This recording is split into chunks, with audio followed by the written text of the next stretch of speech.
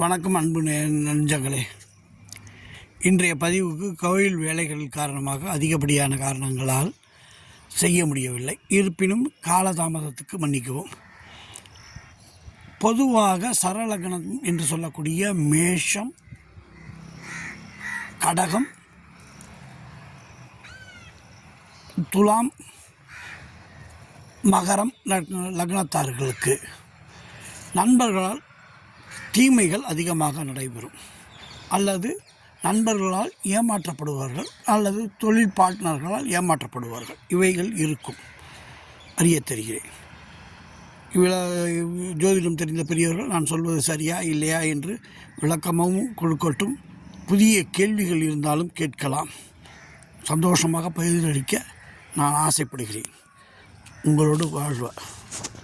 இன்றும் நன்றியுடன் ஸ்ரீனிவாசன்.